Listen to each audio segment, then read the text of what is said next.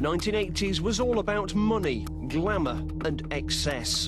And it's that decade which inspired the gloriously over-the-top BMW 8 Series.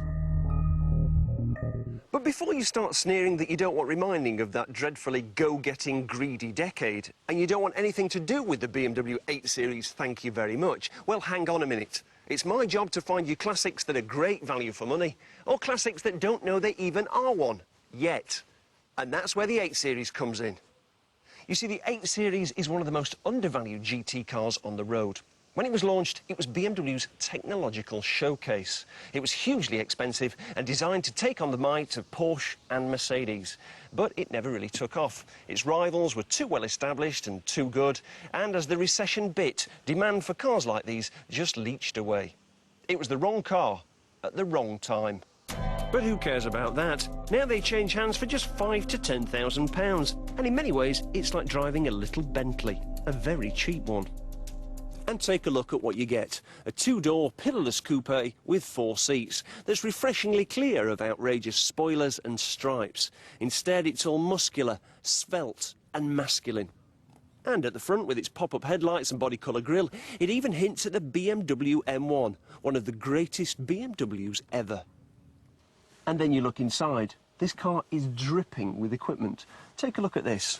Leather everywhere. Electrically adjustable steering column.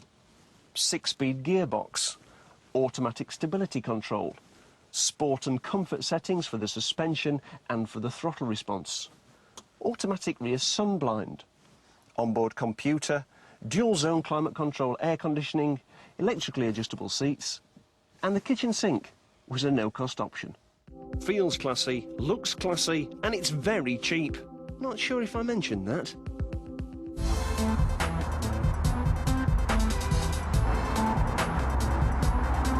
Now on the road, the 8 Series starts to make a really compelling case for itself.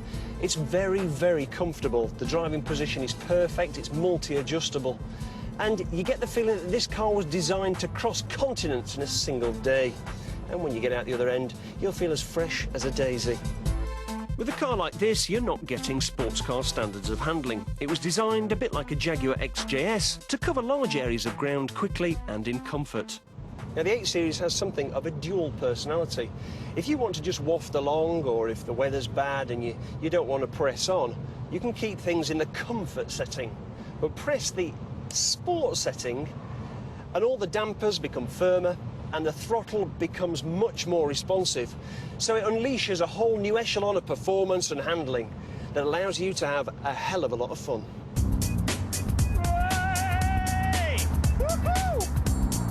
So, while it's not super nimble into corners, it's very composed. Now, I'll let you into a secret. This is no ordinary 850.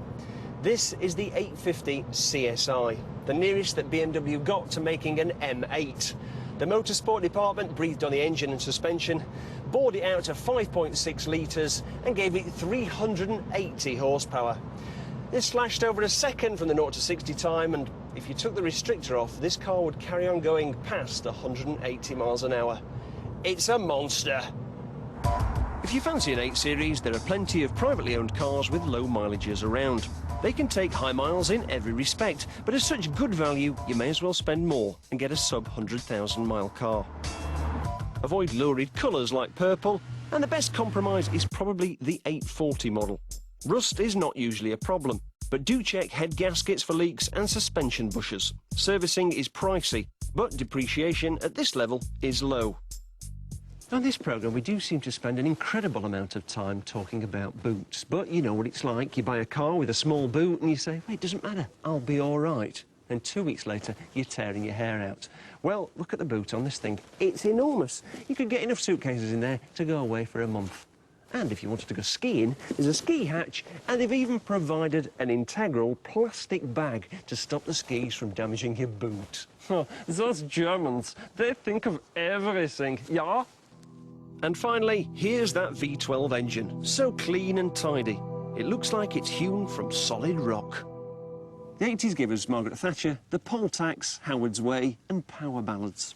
But I'm giving it a thumbs up because it also inspired the BMW 8 Series. And this is a car, a high-tech bruiser, that deserves a place on your drive.